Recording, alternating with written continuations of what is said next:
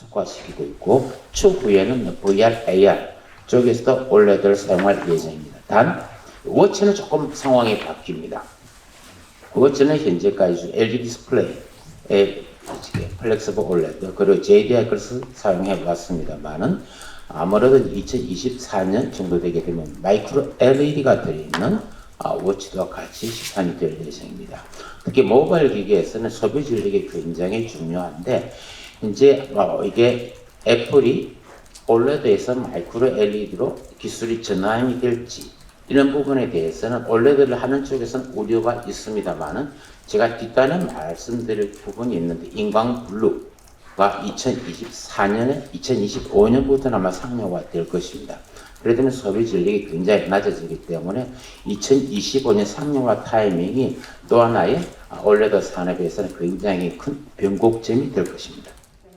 QD OLED 화질의 어떤 소구점을 얘기한다고 그러면은 뭐 전반적으로 휘도가 높아지고 컬러가 진해지고 하는 컬러 스트렝스에 대해서 일반적으로 말씀드렸는데 실제 어디서 확연하게 차이가 나느냐라고 한다고 하면은 특히 그것도 QD가 화이트 OLED에 비해서 어디서 차이가 나느냐라고 한다고 하면 물어보신다면은 이 적외조에서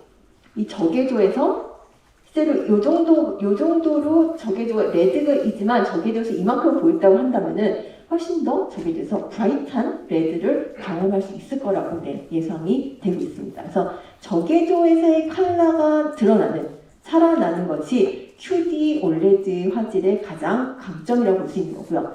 적외조에서 우리가 사실은 콘트라스트를 생각보다 많이 잃어요.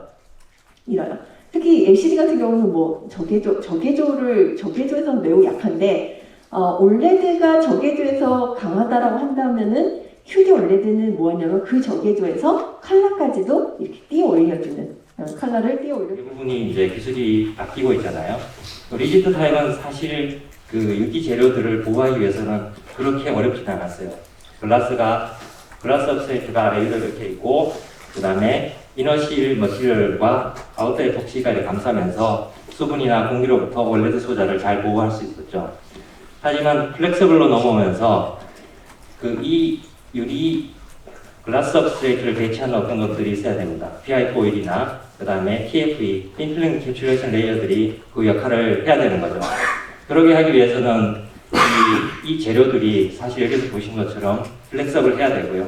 이 위에 재료 같은 경우에는 무기막층에 자연스럽게 잉크젯 프린팅이 가능해야 됩니다. 사실 솔벤트를 쓰게 되면 바로 데미지를 입기 때문에 솔벤트 없는 그런 잉크젯 포뮬레이션이 필요하고요. 뭐 다양한 기능을 어치브할 수 있도록 재료 개발이 되어야 된다고 할 수 있겠습니다. 인데 미만의 증착 속도를 가지고 있는 데 반해서 저희 프리커서는 1옹스트롱 이상의 어떤 프리커서 증착 속도를 가지고 있기 때문에 이 프로덕티비티 측면에서도 굉장히 유리하다고 볼 수 있습니다. 또한 이제 이 ALD이기 때문에 상당히 유니폼, 그러니까 증착 두께의 산포가 글라스로 해서 굉장히 균일한 아주 엑설런트한 그런 특성을 가지고 있을 수 있게 되고요. 또한 이제 파티클이라든지 이런 것들을 완전히 감쌀 수 있기 때문에 어떤 방막을 보호한다는 측면에서 뭐 수분의 투하라든지 이런 측면에서 굉장히 유리한 특성을 갖고 있습니다. 말씀드린 대로 이미 반도체 산업 현장에서 사용되고 있는 머티리얼이기 때문에 디스플레이, OLED 디스플레이에서도 플렉서블한 폴더블 디스플레이에서도 굉장히 좋은 특성을 발휘할 수 있다고 자부하고 있습니다. 아마 이 어떻게 할 것인가에 대해서는 아마 오늘 오신 여러 전문가분들이 아주 디테일한 부분에서 잘 설명하실 거고, 마침 보니까 오후에 LG 디스플레이에서 상무님이 오셔가지고 또 메타버스와 디스플레이라는 주제로 아주 좋은 강연을 해주실 예정이시더라고요. 그래서 특히 그 발표에서는 아마 디바이스 측면에서 몇 PPI 뭐 어떻게 이렇게 개발해야 되고 그런 얘기를 아마 해주실 것으로 저는 생각하고 있습니다. 근데 사실 PPI라는 것도 생각해보면 디스플레이를 어떻게 만들 거야 하는 입장일 뿐이고, 사람이 봤을 때는 이게 몇 PPI가 중요하지가 않습니다. 사람이 봤을 때는 이게 나한테 얼마나 픽셀이 커 보이냐 작아 보이느냐가 중요하지, 이게 1인치에 픽셀이 몇 개 들어가냐가 중요한 게 아니거든요.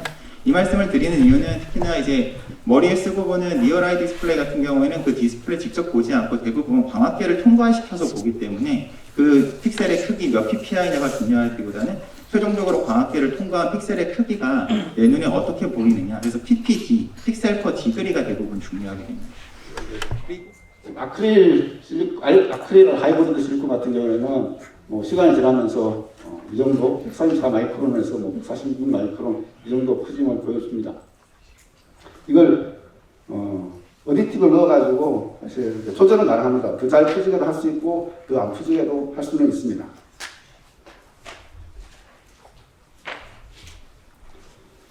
그래서 말씀을 드리면은 그 실리콘으로도 로페이 재료를 만들 수 있다는 걸 말씀드리고요. 이게 이제 조금만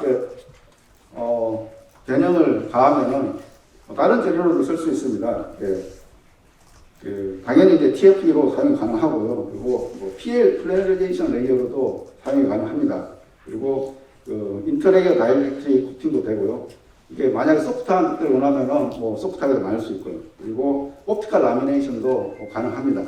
물론 이제 하드하면은 옵티컬 라미네이션이 안 되겠죠. 이걸 소프트하게 만들면은 접착성이나 침착성이 나오기 때문에 옵티컬 용도로도 쓸 수 있습니다. 디바이스 종류에 대해서는 좀 어느 정도 나눠드릴 수 있지 않나라는 생각이 듭니다. 그래서 VR 기기를 저희가 해부에서 보신 것처럼 옵틱 시스템에서 딱 차이가 나는 거거든요. 디스플레이가 있고 이런 식으로 돋보기 같은 게 있는 거예요. 그러니까 여기 이렇게 디스플레이를 놓고 내가 좀 더 크게 보는 거죠. 50인치로 볼까, 100인치로 볼까. 이 렌즈의 성능에 따라서 이 포클 랭스가 얼마 정도 되느냐라는 게 결정이 되는 거고, 그거에 의해서 그대로 만들어지는 거예요. 그렇다 보니까 옵틱이 뒤에서 말씀드릴 AR하고 다른 게 이거는 그대로 매그니파이 시키는 이런 광학계로 보시면 될 거고, 이 디스플레이가 그래서 큽니다.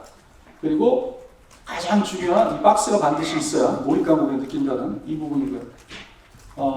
아까 이제 제가 말씀드린 것처럼 일반적인 프레넬 렌즈, 리프렉티브 렌즈는 이제 상당히 좀 컸다고, 어쨌든 이 프레넬 렌즈를 보면은 그나마 예전에 단순 돋보기 형태보다는 상당히 많이 줄은 겁니다. 이 거리가. 그런데도 지금 보면 상당히 이제 두껍죠.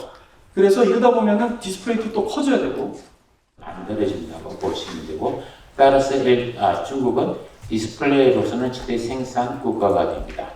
그 또한 마찬가지로 지금 올레드 쪽에도 투자를 굉장히 많이 진행을 했습니다. 여기는 주로 리지드는 조금밖에 없고 거의 플렉스블 올레드만 해봤는데, 사실 중국은 지금 LCD뿐만이 아니고 올레드도 굉장히 너무 많이 라인이 많아가지고 구조조정이 필요합니다. 그래서 이런 부분에 있어서도 실제적으로는 이제 탑 쪽에서는 이러한 움직임이 있습니다. 그래서 6제 올레드 라인 중에 플렉스블 올레드 라인을 보유하고 있는 업체는 BOE, EDO는 최근에 상에 아주 들어와 있고 TCL, CSOT, 티아나, 비전녹스가 있는데, 여기서 BOE, TCL, CSOT, 비전녹스 6J 플렉스블 라인이 좀 재편될 가능성이 있습니다. 이것은 그동안에 이제 너무 많이 투자를 한 것이